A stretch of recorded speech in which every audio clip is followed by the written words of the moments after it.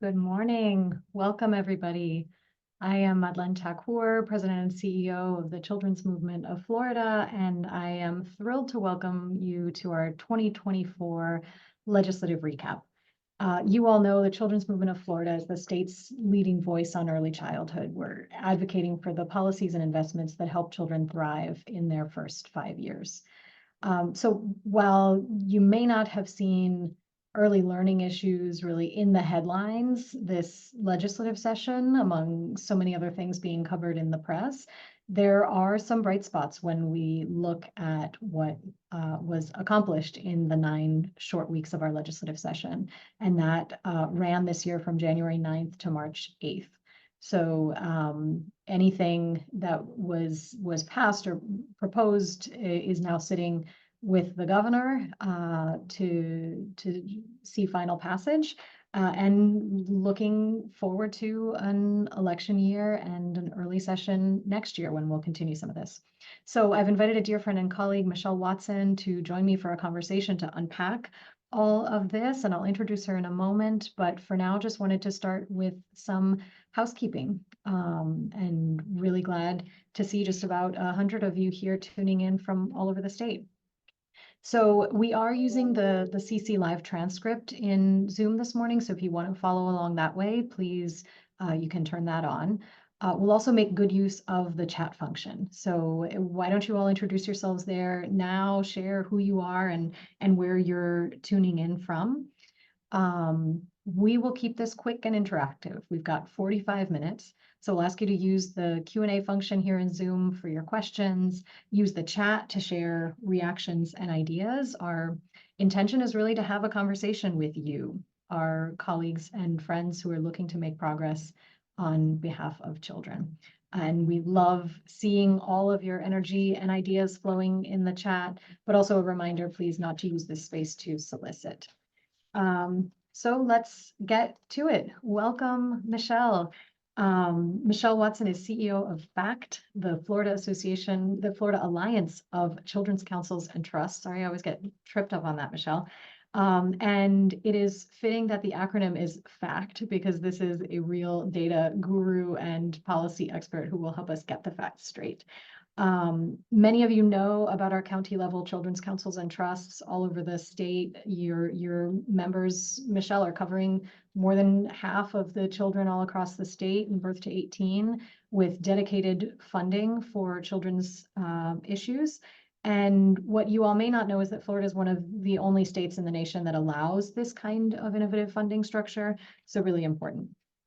I think Michelle is a known entity here, but if you don't know, she's a former educator from Polk County. She is a former policy chief in what was then the Office of Early Learning. And right now she's focused far beyond early childhood on the whole birth to 18 cradle to career spectrum, health, well-being, and education of Florida's youth and their families. So I have to say also, FACT is such an important partner of the movements. And if you get our legislative emails over the course of session, that is very generously lent to us by FACT that does such great tracking of what's going on in the legislative session. And we're always linking back to their Capital Connection as well. So Michelle, let's get right into it. Thank you so much for being with us. Thanks for having me. Another year down. Another year down, exactly. So with this short time, we'll just focus on sort of breaking down the bills, breaking down the budget, and we'll have a strong focus on early learning given the way things happen this year. But let's jump right in. So in terms of the bills, we know there were more early learning bills filed this year than there had been in a decade. You know, unfortunately, not so many of them passed, but we've got news on most of these. So I'll turn this over to you to take us through, starting here with the school readiness program bill. Perfect, thank you. And yes, it was an amazing session. This was a year where we had the most early learning single subject bills filed. That means with great intentionality, our legislative members wanted to address pieces and aspects of the state's early learning programs individually. So in the time that I've been in the legislative process, which is 20 years, so I'm dating myself, this is the year that we've seen the most single subject early learning bills ever filed. So amazing that early learning is getting the traction and the recognition that we've been craving for so long. People are really starting to understand that the first 5 years are the most important foundational opportunities for young children, especially when we know the data and research shows the achievement gap beginning as early as 18 months. And so a lot of synergy around how do we ensure children have access to the best early learning environments that prepare them for success in school and life. So our first House bill was House Bill 929 and Senate Bill 916 by Representative Dana Trabulsi out of St. Lucie and Senator Alexis Calatayud out of Miami. Both huge champions for the early learning space, understand the importance of early learning and why it matters. And so expect to see in future years their work continue in this space to make sure that we are creating the most comprehensive policy when it comes to our early learners. So within this bill actually was filed to address 3 issues.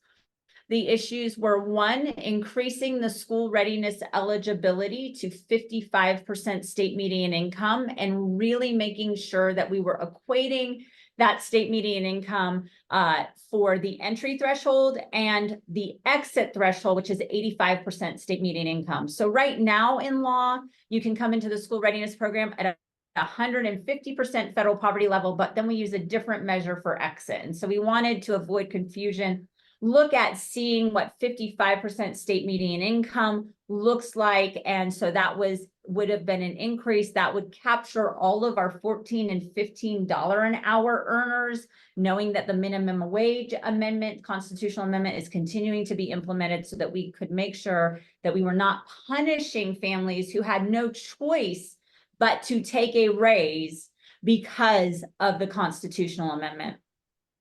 Within that infrastructure of that bill, we also saw the implementation of a consistent statewide sliding fee scale, as well as really addressing school readiness reimbursement rates. So there was a bill that passed, Senate Bill 2524 in 2022, that required the state to release statewide school readiness reimbursement rates for purposes of reimbursing school readiness providers. While that bill passed, the Early Learning Estimating Conference had not met to take up that work. And so the language in this bill was meant to really codify the process for how the legislature calculates school readiness reimbursement rates in a really meaningful way. You're going to see my hand go up and down. I'm a big hand talker, so just know it helps me keep track of my thoughts as we're moving forward. However, these bills did not pass. The 2 portions that did were relating to the sliding fee scale, and that's in House Bill 5101. And 5101 is a large education conforming bill, so it conforms to the budget. So within that, there was information related to the sliding fee scale. So the state of Florida will adopt a statewide sliding fee scale. This comes on the feds releasing their new regulations for the CCDF program and their new rules and guidance, which really state that the parents' copay should be no more than 7% of their income, regardless of the number of children. So this will help the Division of Early Learning be able to adopt a statewide sliding fee scale that ensures conformity and equity across what is being assessed to parents. The other is school readiness reimbursement rates. They went in and tweaked the language from 2524 to make it very concise about what data they needed in order to create those statewide school readiness reimbursement rates. And so we'll talk about what that looks like. It was a arduous exercise. There's a 70-page work paper you'll see a snapshot of later, and I'll go into a little bit more detail around there. But we did get 2 portions of this bill. Here are the school readiness program reimbursement rates. These are called work papers. Before the state of Florida, oftentimes in their budget, they always had the FEFP work papers, which stands for the Florida Education Finance Program. That's how the state of Florida funds K-12. And so they created school readiness program reimbursement rate work papers that they incorporate by reference, which, as you can see, breaks down by care level, by care type, and by unit of care, the daily rate for school readiness providers to be reimbursed when they serve a school readiness children. And these daily rates are before a school readiness provider can draw down a differential payment for being a Gold Seal quality care provider, for having a high class assessment score, and or providing child assessment to their individual children that they serve. And so what we want to be very cognizant of is not only did they set statewide reimbursement rates, they put $100 million plus towards making sure that these reimbursement rates could be implemented across the state. And in some communities, we saw a part-time rate have an increase up to $10 a day, and a full-time rate have an increase up to $15 a day in some care levels and care types across the state of Florida. And so those of you that offer services, an additional $15 a day is a significant amount of money that will allow you to continue to reinvest in the quality of your programs.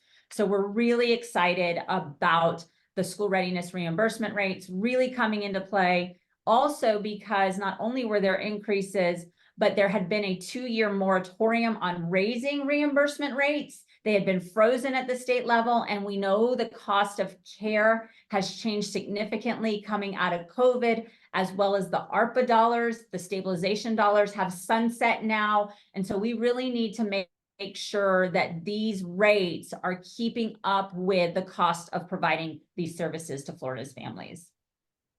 Thank you, Michelle. Yeah, and 70 pages, that's of course because 67 counties and a title page. And so you see here the snapshot of Alachua. It's not just because we love Mia Jones, who's on the line from the CSC in Alachua, but you are the first alphabetically. So this is what you'll find for every county in these work papers, as Michelle called them, and we'll share the link for you.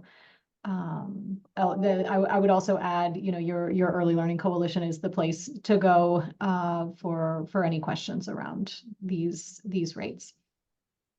So the next bill, HB 635, SB 820, Michelle. So absolutely. So this bill was kind of unfinished business from the 2023 legislative session. Both amazing champions, and Representative Fiona McFarland and Senator Aaron Grahl. I had the pleasure of working with Representative McFarland last year.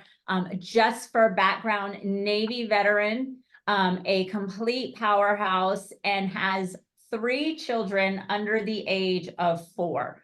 So completely understands what it's like to have to find early learning opportunities for her children. And when she started really investigating where she was going to send her child and how much it costs, she was like, this is crazy that families have to navigate this. So she quickly became a champion by happenstance because of her life situations. And so we've completely embraced her coming into the fold and really thinking through how do we help all parents really be able to access early learning. We also know that Senator Aaron Grahl, who used to be Representative Grahl, is a huge champion for early learning, has been involved in the early learning space as early as her tenure in the House in 2016, and has been a huge change maker when it comes to early learning policy.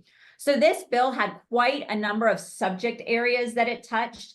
It discussed insurance requirements for our large family childcare homes, which is an oversight in the state of Florida, which really needs to be fixed. It looked at childcare licensing standards and looking at ways to use the childcare licensing standards that were most highly tied to a children's health and safety.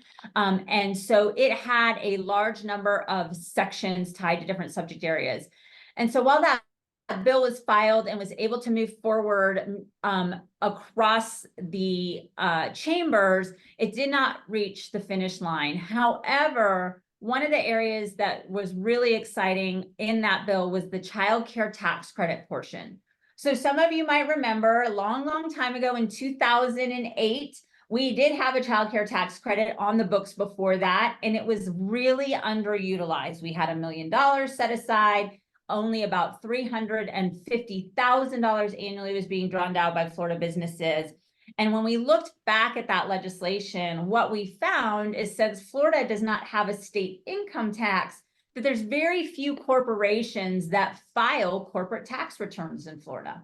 And so working with our friends at the Florida Chamber, they did a business analysis of the number of businesses in the state of Florida, the number of employees that they have, and almost 50% of our businesses have in the state of Florida have 50 or less employees, which kind of blew my mind. I always think about, Publix and Walmart and the big ones, but they're not as significant as our smaller business organizations.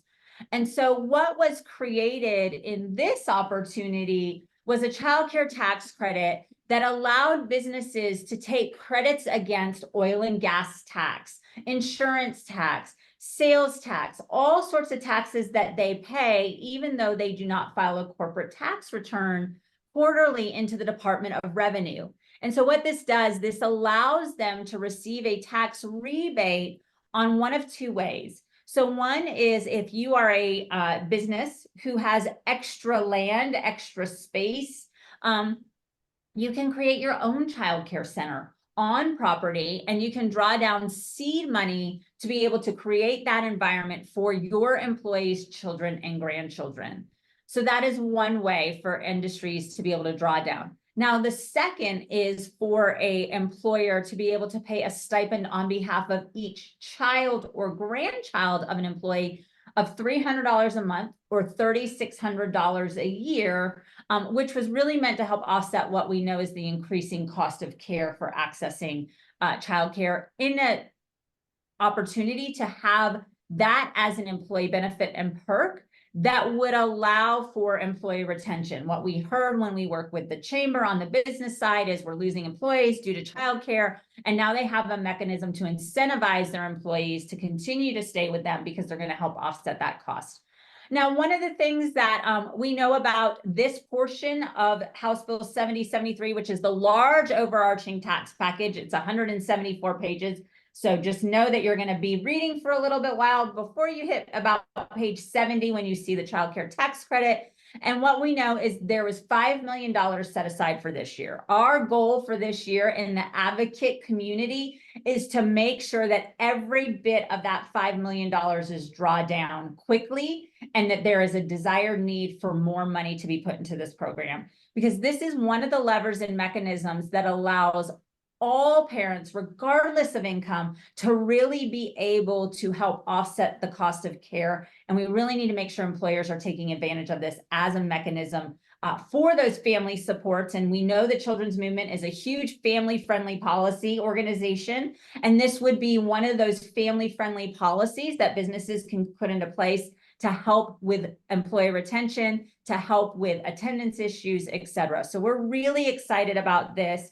We're going to need Department of Revenue to release some guidelines, release the applications, those types of things. So these are things that are going to be under review and being created as we speak, but a really amazing opportunity. We would love to see these pot of dollars grow to 20 million over time, and really see the demand for employees to really say, I'm going to go work for those employers that offer me this tax credit. This can really help. This can be the difference of what type of environment I choose for my child if I go and work for this company. And so that's really important. So excited about this aspect of the bill moving forward. We still understand that childcare licensing, as well as the insurance provisions for large family childcare homes, we fully expect that to come back next year in unfinished business as well. But we're taking our wins where we can get them, and we feel this is a huge win, thanks to our champions in both the House and the Senate.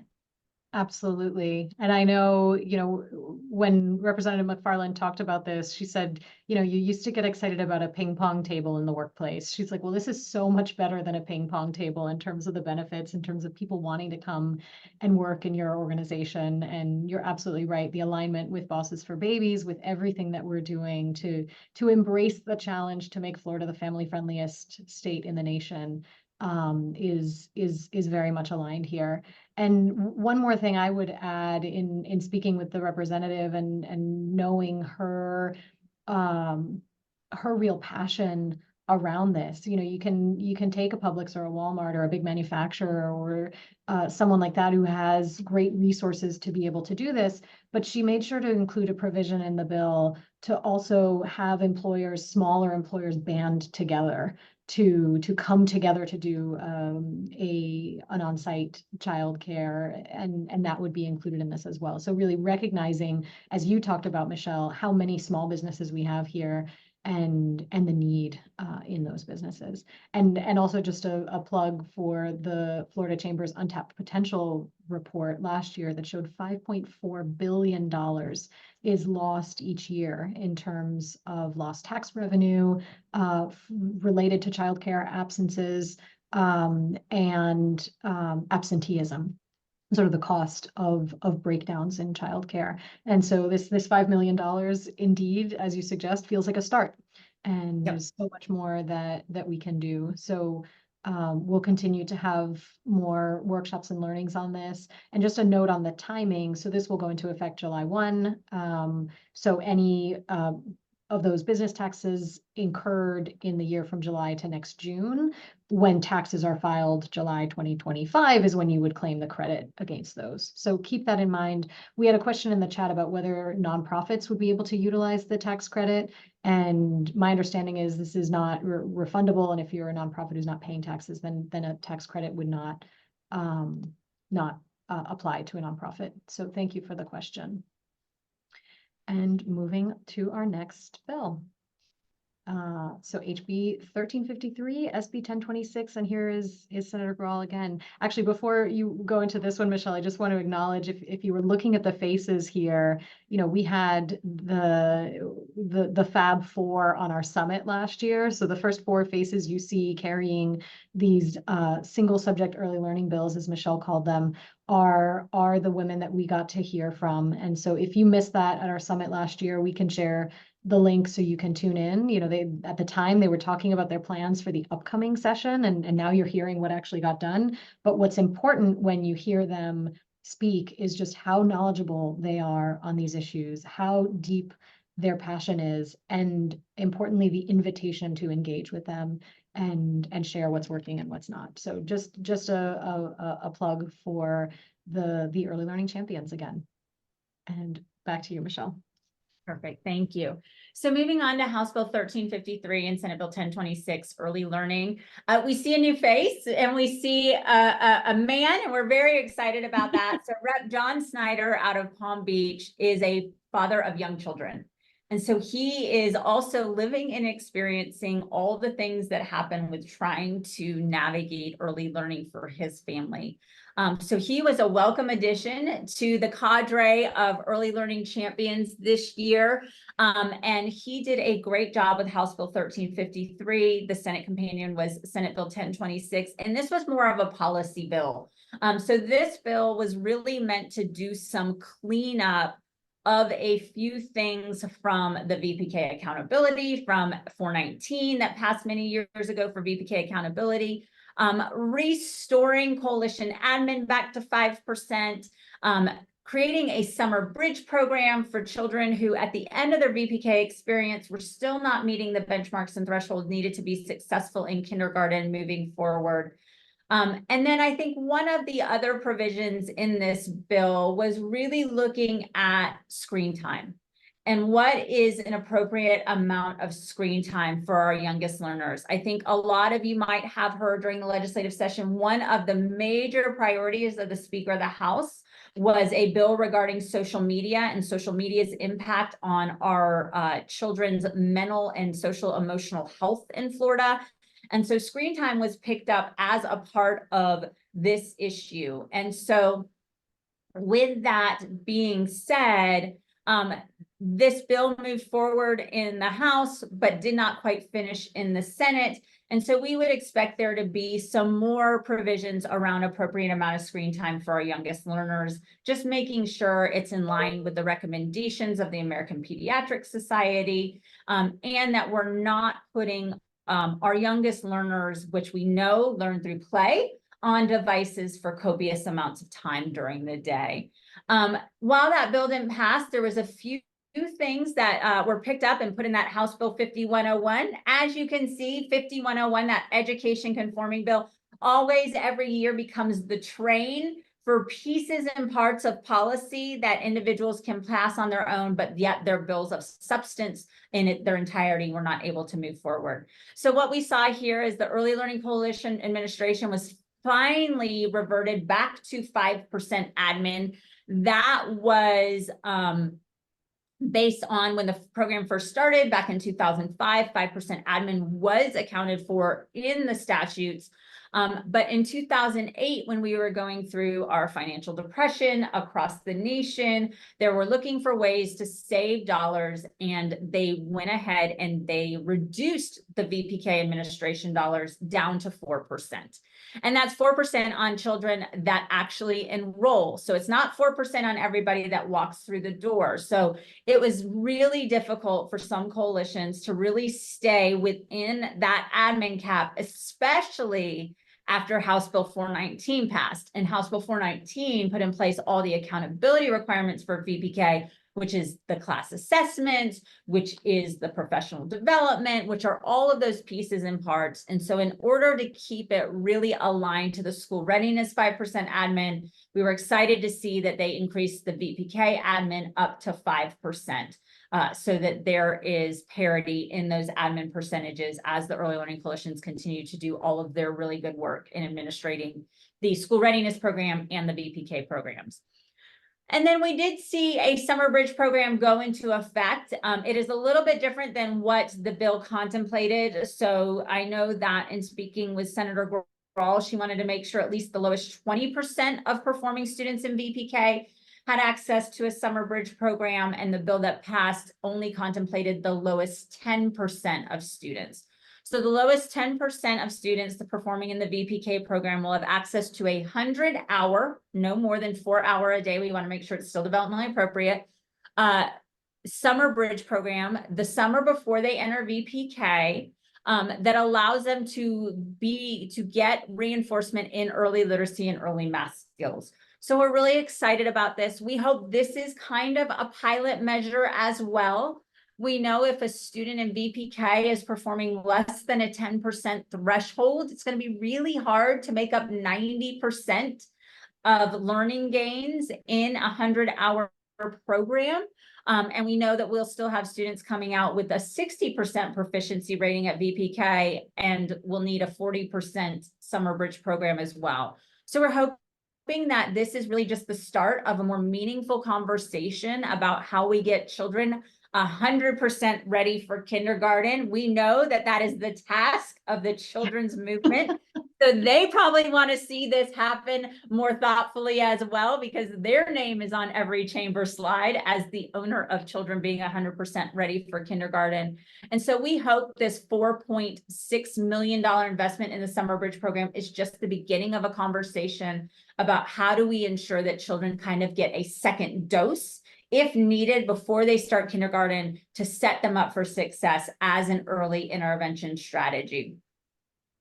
I also want to point out, as part of this, early intervention seemed to be a theme of the legislative session. So if you look at Senate Bill 7004, which was part of the Senate's deregulation package of public schools, what you will find in there in Senate Bill 7004 is there was a really thoughtful intersect of recognizing children who are struggling in early math and early literacy skills as early as the VPK program can now be referred for interventions. So one of the things that I love that has come out of 419 and a consistent progress monitoring system from pre-K all the way through 8th grade is now that we have that data, you're able to really pull those intervention levels sooner. And so throughout the bill in 7004, you will see language around students who are not performing well on their progress monitoring benchmarks could be referred for early intervention. And so the language doesn't say how or when or what the services are. We'll wait for the Department of Education and the Division of Early Learning to really provide some guidance around that. But I love the concerted effort to really start thinking about early intervention in the pre-K space, while we have parents, while we understand that there's more opportunities, and we know that intervention early is cheaper than intervention late. So you won't see a slide on Senate Bill 7004, but take a look at that. We'll look for that guidance, and that could potentially be a topic of another webinar at some other time. But early intervention is always an amazing opportunity when it comes to our young children. Absolutely. Thank you. Yeah, as you're talking about all of that history, I'm remembering the conversations. Michelle mentions HB 419 that was back in 2021. Is that right, Michelle? And this was passing the progress monitoring for VPK. And a lot of the conversation at the time was, what kind of accountability are we putting in place? And this cannot be a punitive accountability of let's find out who's not doing their job and which centers or family homes are not serving our children well in VPK. It has to be about where are we? Where are our children? How do we find the coaching and supports to bring folks up? And so the Summer Bridge program is one measure that we see now that we are able to measure this. What are we able to offer? And so really looking at those children who are struggling the most and providing extra supports. So I think tying it into that history is really important. So thank you for that. So our last bill is not a strictly early learning bill, but it did get a piece of early learning tacked onto it. So back to you, Michelle, for HB 1267. Perfect. So I love this bill. As an organization that has really done a lot of work around 2Gen and 2-generational policies and fiscal cliffs, this bill is near and dear to my heart.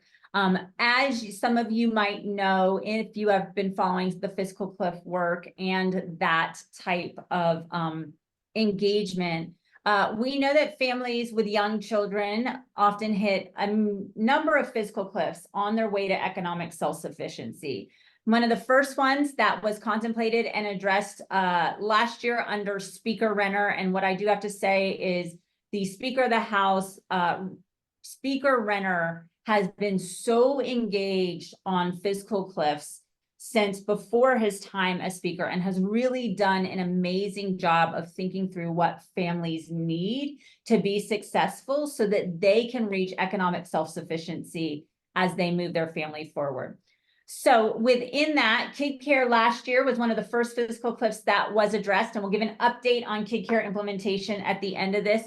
But this year we moved to the second fiscal cliff that families really experience, which is the childcare fiscal cliff. So family that has school readiness subsidy and is removed from the program the minute their income hits 85.01% state median income, that really is a significant loss of public benefits to that family that often requires families to either turn down a raise and or to stop an education program because they no longer have care that they can afford, or move from a formal care environment to an informal care environment, which we know foundationally for young children might not be the best move when it relates to consistency of care.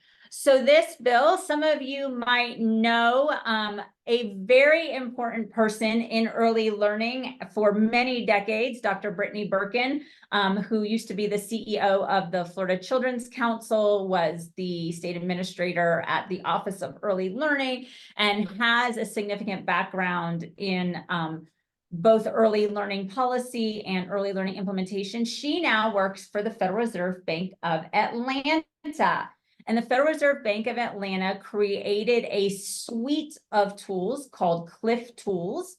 And they really are meant and designed to support job seekers in understanding their current financial earnings over a lifetime versus if they are to get into an education and or job training program, what their over time, their life earnings could be on their way to economic self-sufficiency, as well as what public benefits they would lose along the way, how to budget accordingly. So this bill, economic self-sufficiency, had a career source portion, which requires our career source entity to use these CLIF tools from the Federal Reserve Bank of Atlanta to really help job seekers make informed decisions on their career pathways, their education pathways, and their career lattices. So that was amazing in this bill. But the second part of this bill, which I know more people will be excited about, is it really helped address the school readiness physical cliff. So it created a school readiness plus program. And the plus means that it allows individual families who hit 85.01% state median income that are currently enrolled in the school readiness program to stay in until they reach 100% state median income. So 100% state median income, just so those that live in federal poverty land, just so you know, for a family of four is about 296%-ish federal poverty level. And so what you'll see is almost a 75% increase in the time you can stay in school readiness, which means that continuity of care for your children is still going to be into effect. There is a sliding fee scale that the Division of Early Learning will adopt that accompanies this program. And then the school readiness reimbursement rates are to be decided by DEL. They will most likely align to the school readiness reimbursement rates already adopted by the legislature for consistency moving forward. And so what is also amazing about this bill is it's not just the policy that passed, but there's also $23 million of general revenue. So we know that that's state money. We didn't have to go find a federal source for this, and that's how committed the speaker was. There is $23 million of general revenue to serve these families so that they don't hit the cliff, and they can continue their journey in economic self-sufficiency. So overall, from a holistic standpoint and perspective, you're really tied into the 2Gen work, amazing work during the speaker's 2-year tenure on both helping families with young children be able to sustain and reach economic mobility in a really meaningful way. Awesome.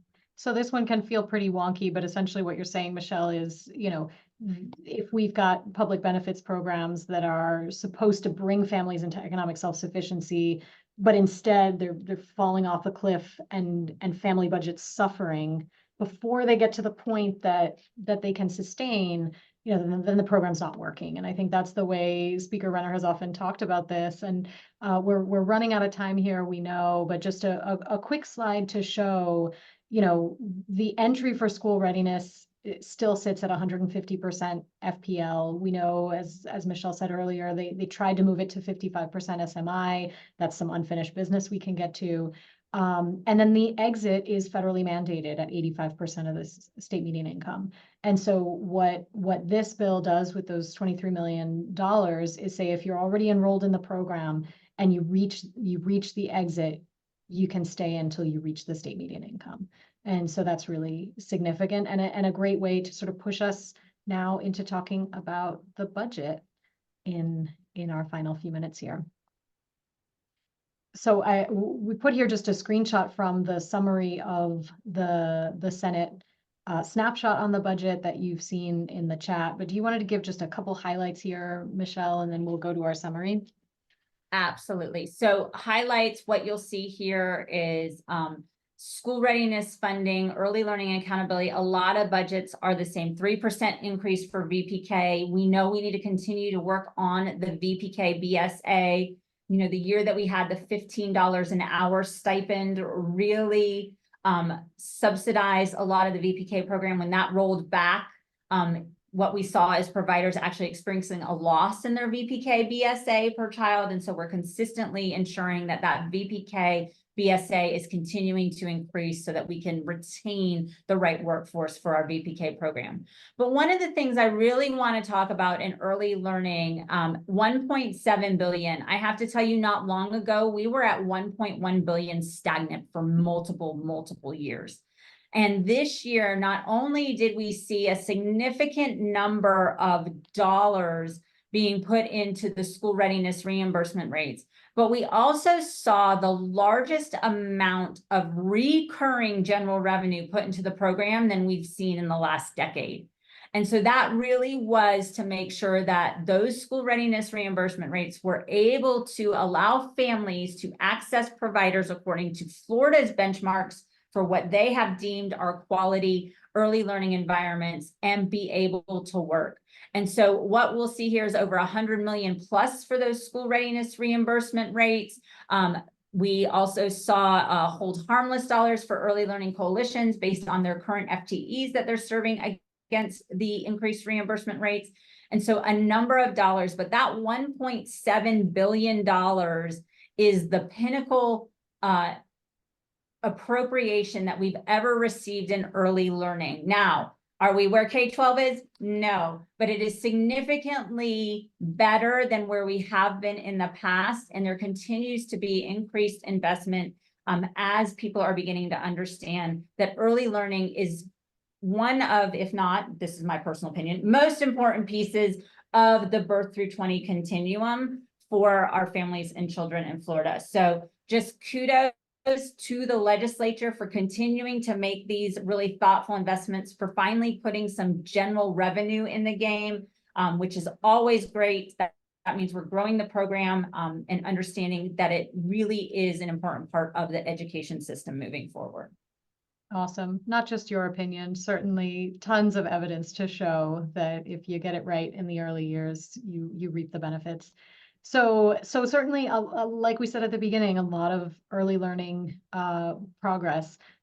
This should say 23 million. I think I've got a typo there, but we've got extension of school readiness benefits to address the fiscal cliff. We've got an increase in the state rates for school readiness for the first time in 2 years. We've got a 3% increase in the VPK BSA, the establishment of a summer bridge program, the passage of an early learning tax credit, and that top line number 1.7 billion that went up by 100 million this year. So really important progress. So we focused quite a bit on early learning here. It was where we saw the most energy, but there were also a couple of bills we want to mention in sort of the healthcare space. One, establishing a pregnancy and parenting resources website, really focusing on prenatal and maternal care, but also the fatherhood focus that our legislature has had in recent years. And then the congenital cytomegalovirus screenings, that is something that has come back year after year and has finally passed to ensure that we've got the screening and the Medicaid coverage for this. Anything you want to say about these, Michelle?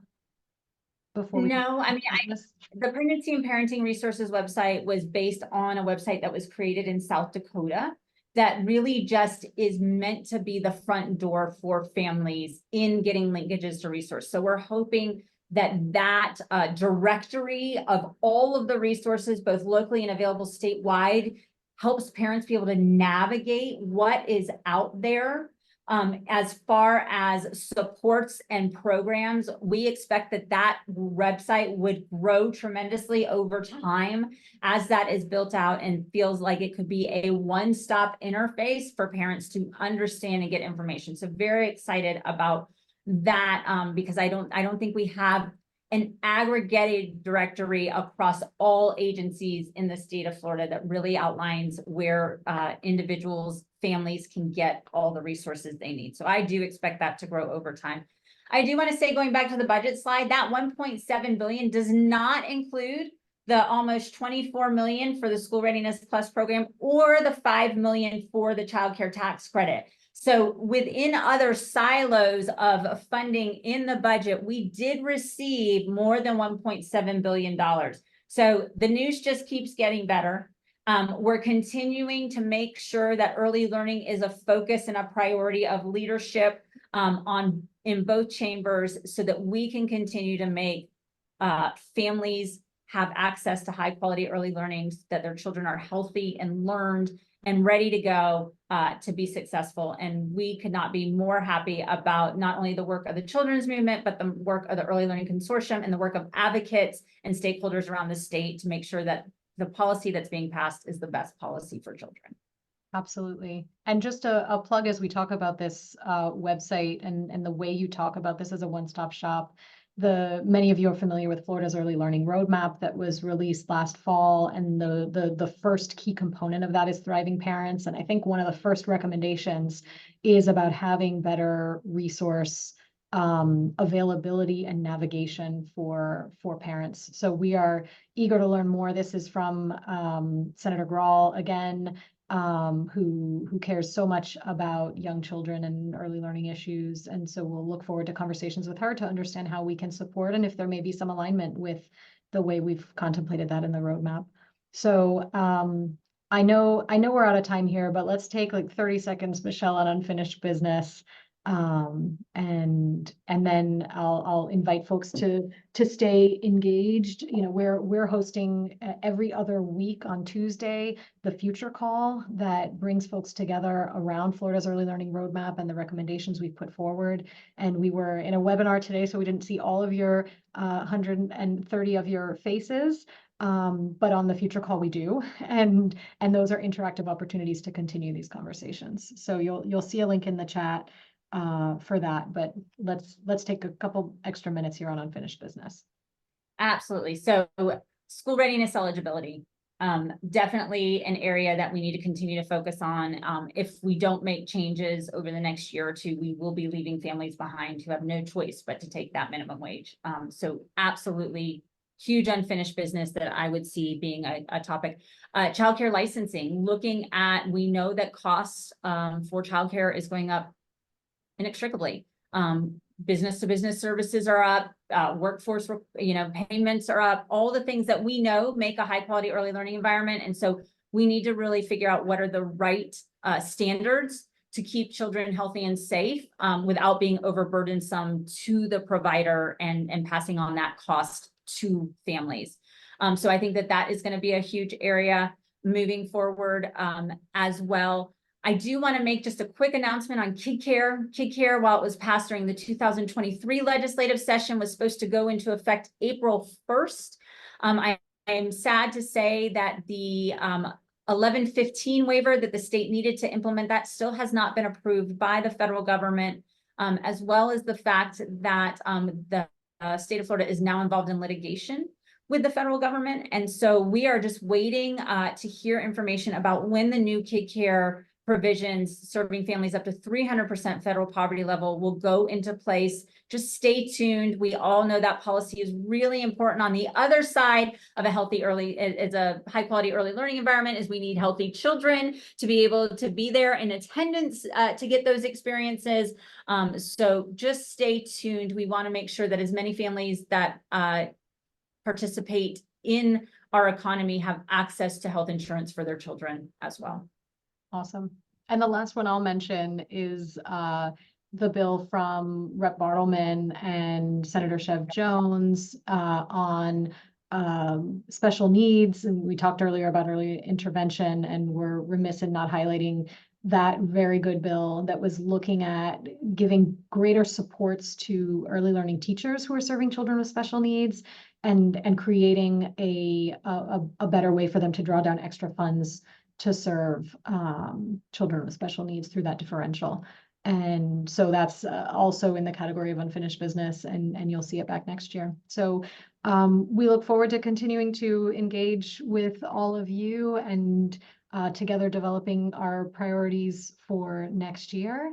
And so look forward to being with you. Thank you for joining us today for this briefing. And thank you, Michelle. What a pleasure always to talk to you. Absolutely. Thank you, everyone.